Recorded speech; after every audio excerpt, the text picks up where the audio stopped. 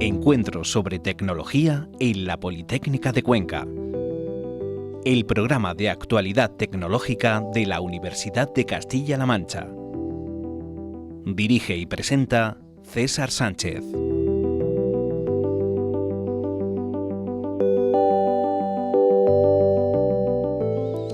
Bienvenidos a este segundo programa de Encuentros sobre tecnología, una serie de podcasts con la que, como sabéis, pretendemos mostraros la influencia de los avances y cambios tecnológicos en nuestro día a día.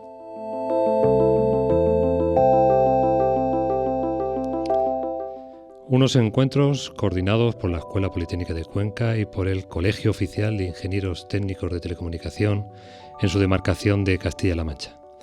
Yo soy César Sánchez, ingeniero de telecomunicación y profesor en el grado de Ingeniería de Tecnología de Telecomunicación en este campus de Cuenca.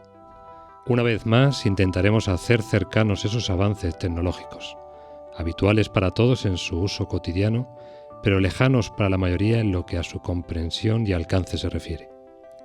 Te animo a que nos acompañes para que en los próximos minutos intentemos desentrañar los secretos de la tecnología que cambiará la forma de comunicarnos, el nuevo estándar de comunicaciones inalámbricas de quinta generación, el conocido como 5G. Empezamos.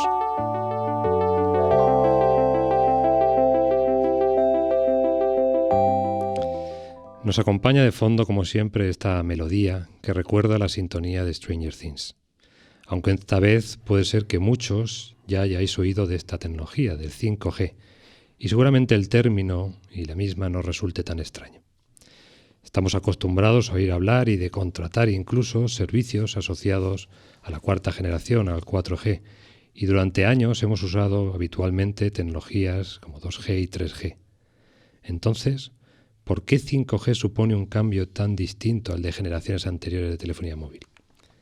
Creedme si os digo que los cambios serán notables, y para que podáis ver la importancia de este momento de disrupción tecnológica, contaremos hoy con la presencia de reconocidos profesionales del sector de las telecomunicaciones. Vaya por delante mi agradecimiento y el del centro a todos ellos. Hoy nos acompañan dos grandes expertos, colaboradores y amigos de esta casa, de la Escuela Politécnica de Cuenca. José Javier Medina, ingeniero técnico de telecomunicación, graduado en Sociología, decano presidente del Colegio Oficial de Ingenieros Técnicos de Telecomunicación y actual presidente de la Asociación Europea de Ingenieros Técnicos y Graduados. Gracias, José Javier, por volvernos a acompañarnos hoy, no solo como profesional del sector y voz cualificada en esta tertulia, sino también como coorganizador y codirector de esta actividad con la escuela. Pues gracias a vosotros para la oportunidad que se nos brinda de hablar de telecomunicaciones, y yo creo que un medio como la Universidad de Castilla-La Mancha que facilite que el ciudadano escuche sus inquietudes y los avances sobre ellas en materia de telecomunicaciones, pues crea esta senda de programas que vamos a ir tratando, Dividendo Digital hace unos meses y ahora mismo el 5G. Muchas gracias, JJ. También nos acompaña Juan María Fernández, director de la División de Telecomunicaciones de la empresa Eurocontrol, una reconocida empresa que juega un papel esencial en el campo de las telecomunicaciones en nuestro país, que trabaja en el desarrollo normativo con operadores locales y que a lo largo de los últimos años ha ido construyendo, certificando, desarrollando las infraestructuras de comunicación por toda la geografía nacional en colaboración con todos los operadores de nuestro país. Una empresa, Eurocontrol, que recibió recientemente y precisamente también en Cuenca el Premio Anual a la Innovación en Telecomunicaciones por parte del Colegio Oficial de Ingenieros Técnicos de Telecomunicación de Castilla-La Mancha y la Asociación Ítaca de Graduados Ingenieros Técnicos de Telecomunicación en la región. Muchísimas gracias, Juan María, por haber aceptado esta invitación y por formar parte ya de esta actividad de divulgación. Pues muchísimas gracias, César. Es un verdadero placer estar aquí en la universidad y bueno, vamos a intentar que en el transcurso de esta entrevista quede un poquito más claro el concepto del 5G que está generando muchísima expectación y hay muchas preguntas y vamos a intentar que quede todo un poquito más claro para los oyentes. Pues perfecto, muchas gracias a ambos y preparados entonces para descubrir los secretos de esta próxima generación de telefonía móvil y todo lo que implica.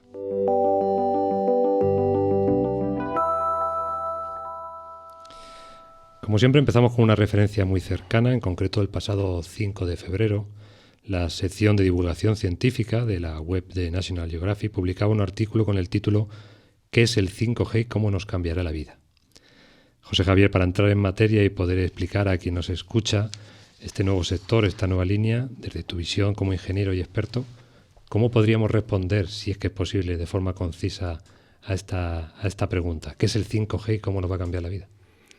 Bueno, todos sabemos que en España hay 47 millones de habitantes, pero ¿sabéis cuántos están conectados a telefonía móvil y leen Internet cada día? Pues 51 millones, es decir, un porcentaje más alto de los que existimos. Es decir, que todos los días nos estamos comunicando todos a través de estos medios. Y claro, para que poder comunicarnos a ese nivel, no solo los ciudadanos, sino también las máquinas, porque ya hay un porcentaje alto de máquinas que hablan entre sí por teléfono, hace falta unas infraestructuras. 5G es una infraestructura, es decir, es lo que los ingenieros proyectamos y planificamos para que por ahí corran las ondas, corran las señales y permitir a los ciudadanos todos esos usos diarios. ¿Por qué es tan importante el 5G? La G viene de generación, es la quinta generación. Y bueno, y tanto importante la quinta sobre la cuarta, porque todas las generaciones van progresando. Pues sí, tan importante va a ser, está comenzando a ser ya. Entonces, el 5G ahora mismo supone unos cambios drásticos en una infraestructura que permitirá grandes avances en muchos campos, más allá de la comunicación, incluso entre personas, gracias a su mayor capacidad, a su mayor velocidad y a su menor latencia. ¿Y eso qué es? Pues la mayor capacidad es que muchos ciudadanos, una gran cantidad de ciudadanos, un estadio entero de fútbol podrá estar comunicándose por teléfono sin parar. Mayor velocidad, pues que descargaremos todas las grabaciones, navegaremos por Internet, descargaremos datos en unas cantidades tan enormes y tan rápidamente que podrá el ciudadano disponer en el día a día del Big Data, de los datos, que es otro tema importante que se pretende tratar también en estas sesiones del futuro de las telecomunicaciones. Es decir, el 5G es la infraestructura que permitirá ese tipo de servicios y la menor latencia es que se podrá hacer de inmediato, es la capacidad de respuesta, es la velocidad altísima a la cual esos datos se van a poder ir obteniendo por los ciudadanos constantemente en todo su día a día. Es decir, en definitiva, que la tecnología 5G será la base para la conectividad entre objetos, no solo entre personas. Los objetos podrán hablar entre sí y es lo que se viene a denominar el Internet de las cosas. Además de las personas comunicarnos en la red, también las cosas, los objetos que se van a etiquetar van a ser capaces de comunicarse entre ellos. Y eso va a permitir los avances para que tengamos ciudades realmente inteligentes, edificios, vehículos conectados, la industria 4.0. Es decir, que toda nuestra vida, nuestro trabajo, nuestras relaciones laborales y personales van a ser con muchísimos más datos al alcance de la mano y mucho más cómodas y sencillas gracias a estas infraestructuras. Muchas gracias, JJ, como siempre conciso, poniendo los puntos sobre las i y bueno, enmarcando el tema principal de este programa. En el último podcast precisamente hablábamos de la necesaria resintonización de canales, que en este mes de marzo se está efectuando precisamente en Cuenca, y de que dicha resintonización tenía que ver con unos condicionantes del espectro, unas condiciones del segundo dividendo digital, y dejamos en el aire en aquel momento pues qué tenía que ver eso con esta quinta generación de telefonía móvil y con ese nuevo modelo y estándar de comunicación que has avanzado. ¿Qué tiene que ver exactamente una cosa con otra? Bueno, los ciudadanos se tienen que mentalizar, y nos estamos todos mentalizando, tengamos la edad que tengamos, para que si queremos tener unos servicios de comunicaciones cada día en nuestras viviendas, tenemos que acostumbrarnos a que hay un espacio que se llama espacio radioeléctrico en el cual se ubican todas las comunicaciones. Ese espacio radioeléctrico nos obliga a que nuestras antenas, nuestras señales, pues tengan que ocupar determinados lugares dentro de ese espacio, que es el bien escaso que tenemos los ingenieros de telecomunicación. Entonces, en unos sitios van ubicados, como veíamos, las televisiones, en otros la telefonía, etcétera.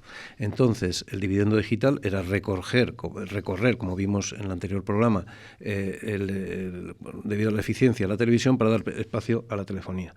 Ahora mismo se está viviendo esta semana en Cuenca, casualmente, toda la reubicación de todas las señales relativas a la televisión. Bueno, pues esto va a ser la cultura del futuro. Acostumbrarnos a resintonizar, no nos tiene que asustar. Gracias a eso vamos a tener muchas más señales y mucho más eficientes en cada momento. Ahora le toca el paso al 5G. El 5G está en varios pilotos en España. Hay 3 zonas dentro de ese espacio que he dicho 3 zonas concretas que se están trabajando. Una, hablando para los técnicos, está entre la zona entre 3,4 y 3,8 gigahercios, que se está tratando ya. Ahí ahora mismo el premio que dimos hace un mes fue a Talavera, porque fue pionera en ese plan piloto junto con otra provincia española, y ahora mismo ya son 200. Es decir, esto va a una velocidad que no hay quien lo pare. Ese espacio entre 3,4 y 3,8 gigahercios ya se está ocupando, se están subastando, porque esto funciona con subastas para los operadores, para ver dónde se ubican todos sus servicios, en este caso estamos hablando de la telefonía móvil. La siguiente zona, la siguiente frecuencia, está en el torno de los 700 megahercios, que se realizará en este año, es la siguiente zona que se va a ocupar. Es decir, que ahí habrá también temas de reubicación, pero que no serán para los ciudadanos, será para precisamente nos acompaña Eurocontrol, para las empresas que se ocupan de este tratamiento de las telecomunicaciones y de la señal a nivel nacional. Y luego habrá una zona muy interesante que será a finales del 2020 posiblemente, que es la zona más alta del espectro, de las frecuencias más altas, que estamos hablando que para final del 2020, en la zona ya de 26 gigahercios, que es mucho más elevada, debería estar operativa para finales de este año. Esta zona, para que lo entienda el ciudadano y el usuario, esta será realmente la banda que permitirá tener la más alta velocidad de transmisión, varios gigabits, pero con un alcance más reducido, de forma que será necesario disponer de muchas más antenas y se utilizará principalmente en entornos de alta densidad, dispositivos, personas y objetos conectados. Este va a ser el día a día. Va a haber esas antenas más chiquititas y mucho más frecuentes, con unos áreas que se llaman Edge Computing, que eso significa que está distribuida la inteligencia, es decir, que serán como grupos de antenas que responden a otra subantena, para entendernos más o menos, y que estará descentralizado. Esto lo hará todo mucho más rápido, mucho más veloz y con mejores prestaciones a los ciudadanos. Pues muchísimas gracias. Salen muchos matices en esta última respuesta, muchas cuestiones, y lo que vemos es que de verdad estamos ante un cambio notable. Uno de los apellidos de 5G es NR, New Radio. Hemos hablado de frecuencias por arriba, frecuencias por abajo, frecuencias por el medio, todo conectado. Enlazamos ahora al que ya llamamos amigo, Juan María, gracias. Gracias. Y centrándonos en ese ámbito más cercano, en el que ellos tienen, pues obviamente, una amplia experiencia y control, en esa relación con los operadores, en la implantación de infraestructuras. JJ ha hablado antes de esos periodos de implantación, de esos dividendos, de ese necesario cronograma. Mi pregunta va en ese sentido. Es decir, ¿cuál sería el cronograma de implantación? Y en ese cronograma de implantación, que algunos dicen que se está retrasando, ¿qué tiene que pasar para que la implantación 5G sea un proceso generalizado, sea un proceso en el que todos los agentes estén de acuerdo y todos lo aceptemos como un servicio necesario? Muy bien, pues hay una realidad que ocurre en telecomunicaciones y es que tenemos que adecuar el desarrollo tecnológico a las necesidades del ciudadano. Lo que quiere decir que no se trata de desarrollar una tecnología e imponer su uso, sino lo contrario. Deberíamos de ser capaces, mediante el uso de esa tecnología, de aportar nuevos servicios que además demande el ciudadano y que despierten cierto interés. Porque bueno, nos ocurrió en anteriores despliegues, por ejemplo el 4G, ¿no? Igual la visión que teníamos del uso de esa tecnología era muy diferente de la que nos encontramos hoy en día. Se pensaba, por ejemplo, que las videollamadas iba a ser un uso masivo. En cambio, ese uso al final no ha resultado ser tan determinante. Y sí que, por ejemplo, utilizar plataformas de streaming, pues sí es un uso bastante intensivo, ¿no? O, por ejemplo, bueno, el uso del GPS con información del tráfico se ha convertido hoy en día en algo muy importante, ¿no? Entonces, lo que va a permitir el despliegue va a ser que aparezcan determinados servicios y esos servicios sean demandados por el ciudadano o la propia sociedad requiera del uso de esos servicios, ¿no? Y eso incluso va a determinar el modo en el cual se va a hacer el despliegue, porque particularmente, o sea, concretamente los operadores ahora no están realizando un despliegue pensando en la funcionalidad última de esta tecnología. Y aquí JJ aportaba muy bien una serie de aspectos técnicos que son aquellos los que nos tenemos que centrar para ver qué es lo que va a permitir esta tecnología, imaginarnos un servicio que pudiera hacer uso de esas nuevas funcionalidades y cuando los operadores vean que realmente hay un uso masivo de ese tipo de tecnología, van a desplegar su infraestructura acorde a esas necesidades. Por ejemplo, imaginemos que hay un despliegue muy importante de esta tecnología que requiere que se haga un uso intensivo, por ejemplo, en el entorno rural, porque se puede hacer un uso inteligente. Imaginemos una compañía que lo que está es, bueno, sabemos que cuando compramos un vino y estamos saboreando un vino, las cosechas son muy específicas y la calidad de ese vino está muy asociada a qué condiciones climatológicas, de riego, atmosféricas se han producido, y en este caso las empresas vinícolas tienen un notable interés por replicar esas condiciones y conseguir un vino de la máxima calidad. Imaginemos que de repente eso se convierte en algo que suscita muchísimo interés, pues los operadores van a centrar intensivamente su despliegue en esa zona para conectar, porque ya no se habla de una tecnología que está orientada al usuario de a pie. No hablamos de únicamente personas que van a hacer uso de esta tecnología, sino de muchísimos dispositivos. Hablamos de multiplicar por 10 el número de dispositivos. Podríamos tener casi 1 millón de dispositivos por kilómetro cuadrado conectados a esta tecnología, y esto haría que pueda haber otras funcionalidades. Por ejemplo, hablamos de velocidades. Ahora hablamos de otras velocidades, podemos hablar ahora de velocidades superiores a 1 gigabit por segundo. Si tenemos que transmitir mucha información en procesos complejos, puede ser que se requiera. O, por ejemplo, la latencia. Se puede estar hablando del vehículo autónomo, no el vehículo conectado únicamente, el vehículo autónomo. Y el vehículo autónomo unido a ese vehículo conectado va a permitir que, pues que vayamos a una situación, por ejemplo, de cero accidente. Imaginemos lo que puede suponer eso en la sociedad, donde hoy en día estamos todos muy preocupados por esta amenaza del coronavirus, cuando en realidad, si contabilizamos el número de muertos por carretera, pues sería algo en lo que tendríamos que poner mucho foco, y esta tecnología puede solucionarlo, ¿no? Entonces, ¿qué está ocurriendo? Bueno, actualmente se está trabajando en la versión 17, porque esto va viendo versiones. La tecnología va a llegar progresivamente, porque ocurre que se está hablando del 5G, pero el 5G que hoy en día se está comercializando no contempla absolutamente todas las funcionalidades, ya contempla muchas y muy importantes, sobre todo la velocidad, pero va a haber otras muchas, como por ejemplo el permitir crear redes virtuales. Esto a nivel de seguridad y de prestación de servicios tiene una serie de características muy notables. Entonces, en la medida en la cual el ciudadano vaya demandando servicios que igual no imaginamos actualmente, o servicios que van a aparecer y que pueden ser muy demandados, por ejemplo, se habla del campo de los videojuegos, que sabemos que la industria del videojuego mueve conjuntamente mucho más dinero que el cine y la música juntos, pues aspectos como, por ejemplo, tener cero de latencia cuando se está jugando un videojuego hace que esos usuarios mejore su experiencia y que no tengamos que utilizar, porque hay tecnologías de inteligencia artificial que cuando ese delay entre un usuario y otro, de forma semi-inteligente tiene que decidir qué ocurre dentro de esa interacción entre dos usuarios, pues ahora será una interacción real y casi en tiempo real, ¿no? Entonces la verdad es que se abre un mundo apasionante donde, sobre todo, lo más importante es que vamos a poder hacer uso de tecnologías que van a ser precisamente las que van a generar esa demanda en el ciudadano y, por supuesto, esa inversión por parte de los operadores para dar solución a ese requisito, a esa petición. Muchísimas gracias, Juan María. La verdad es que es muy interesante. Yo creo que vamos a tener que repetir un programa de estos o una segunda edición, porque además se introduce un condicionante que yo creo que en algún momento tendremos que tratar en alguno de los podcasts, y es relación sociedad-tecnología, ¿no? Y utilizando un refrán o adaptándolo, la tecnología propone y la sociedad dispone, ¿no?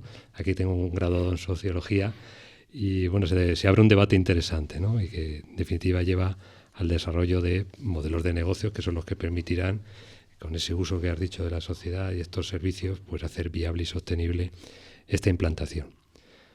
Juan María, bajo un poco más al detalle, si es posible y nos puedes contestar. Estamos en Cuenca, sí, una ciudad con 55.000 habitantes, con algunos condicionantes geográficos, demográficos, etcétera.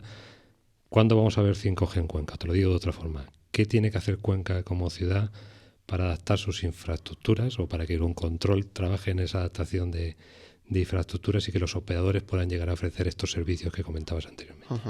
Bueno, lo primero de todo, el despliegue tal y como se está contemplando hoy en día no va a requerir de grandes cambios, porque actualmente lo que se está haciendo es modificar la infraestructura actual y ubicar en esa misma infraestructura los sistemas que actualmente dan servicio al 5G, en esta primera fase.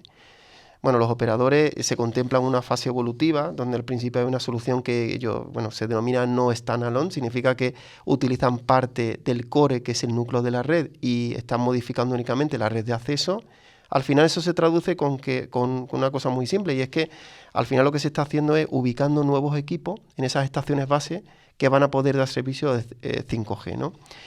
Pero la realidad es que, como comentaba anteriormente, la evolución del 5G, no el que vamos a tener ahora, que sí que va a permitir, como digo, mayores velocidades en un terminal móvil, va a haber otra evolución que va a ser pues más disruptiva, ¿no? Y va a permitir nuevos servicios. Eso va a permitir conectar muchos dispositivos y sí que va a requerir que haya más, digamos, dispositivos que se vayan a conectar, y en consecuencia va a tener que haber más pequeñas microantenas que van a poder o van a necesitar dar servicio a todos esos dispositivos, ¿no? Entonces, eso va a requerir, y de hecho ya se contempla y está habiendo modificaciones, por ejemplo, del reglamento electrotécnico de baja tensión, donde se está viendo la forma de incorporar en esas infraestructuras que incluso pueden llevar pues cables de alimentación, el hecho de poder ir o montar determinados dispositivos que van a poder ubicar esos datos que vamos a tener que llevar a ese punto en el cual vamos a tener que entrar en comunicación con esos dispositivos, ¿no?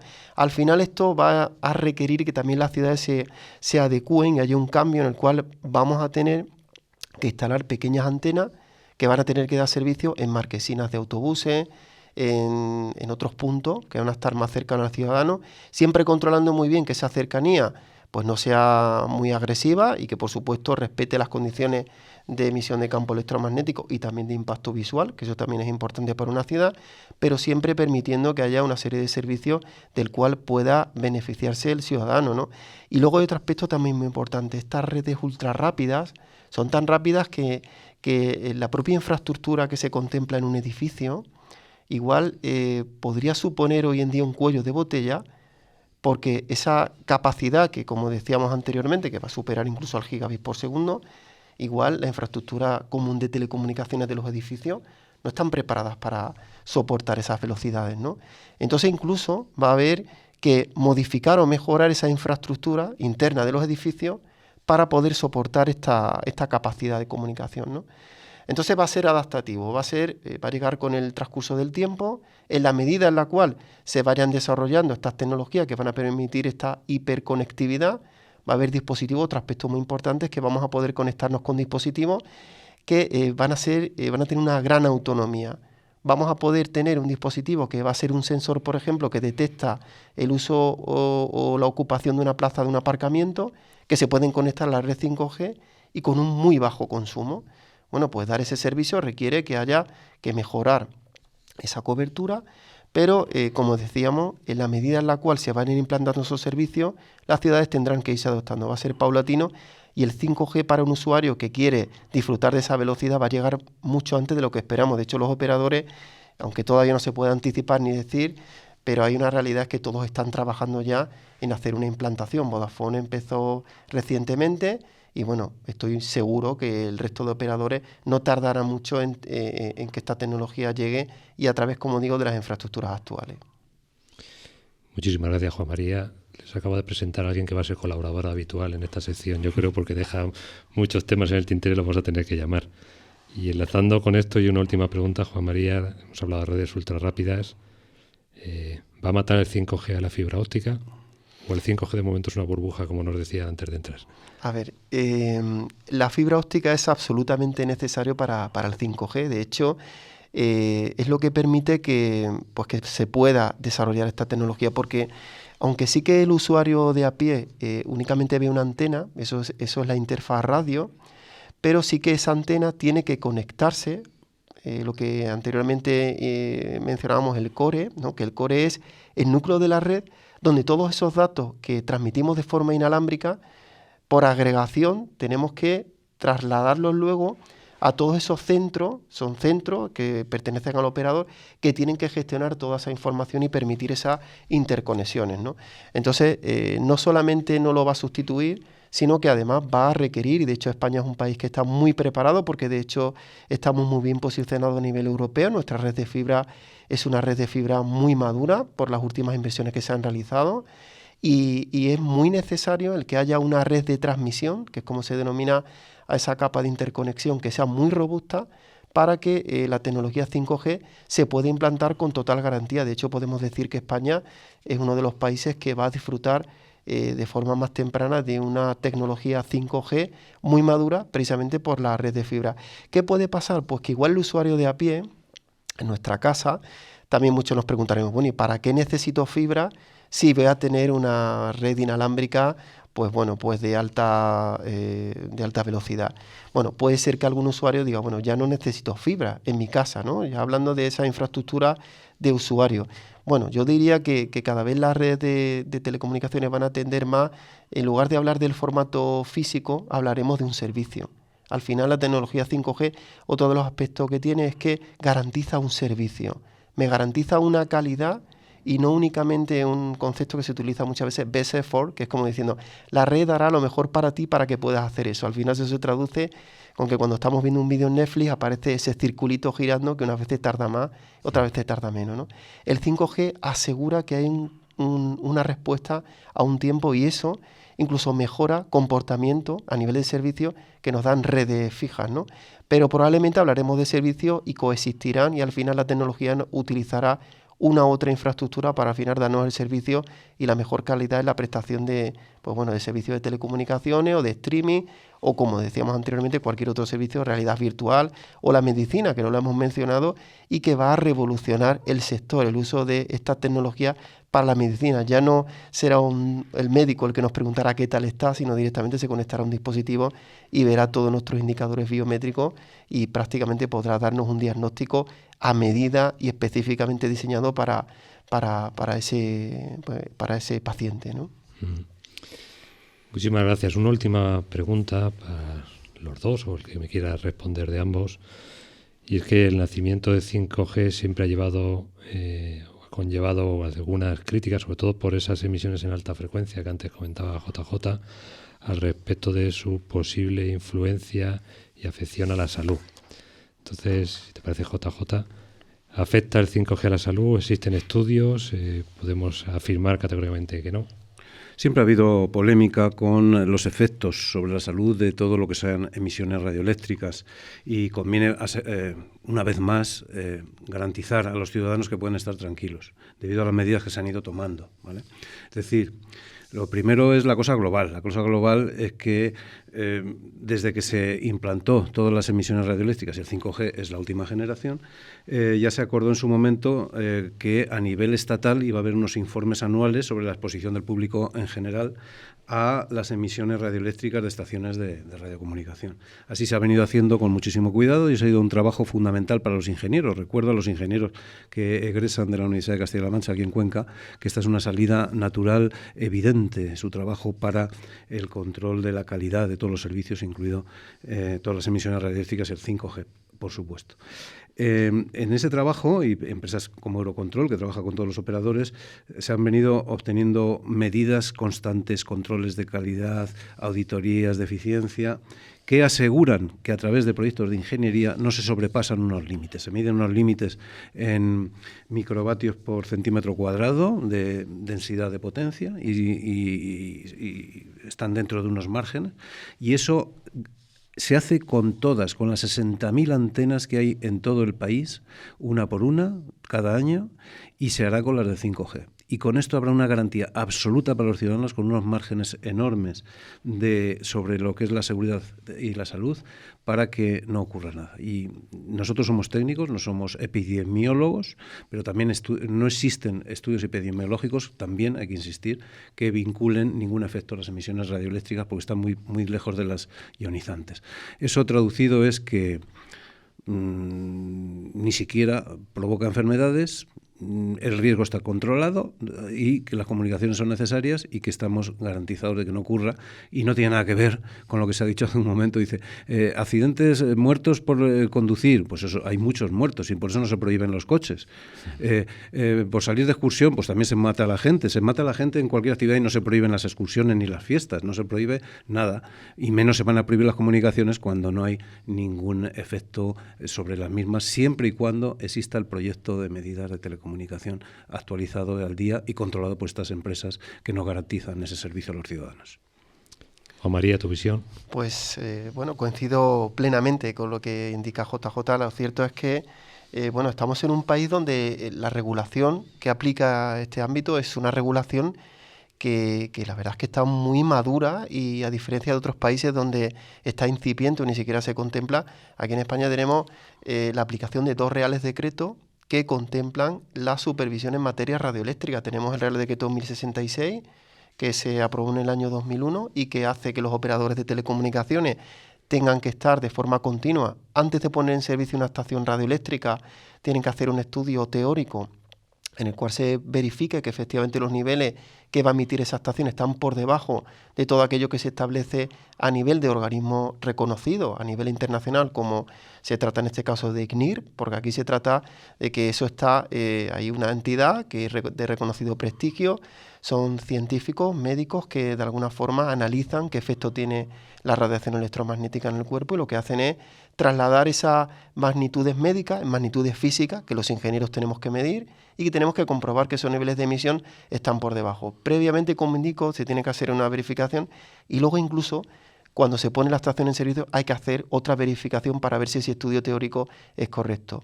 Pero no contentos con eso, también ocurre que hay estaciones que están ubicadas en centros que se catalogan como centros sensibles, colegios, guarderías, hospitales. En esos puntos, todos los años hay que realizar una medida también de comprobación en el primer trimestre del año.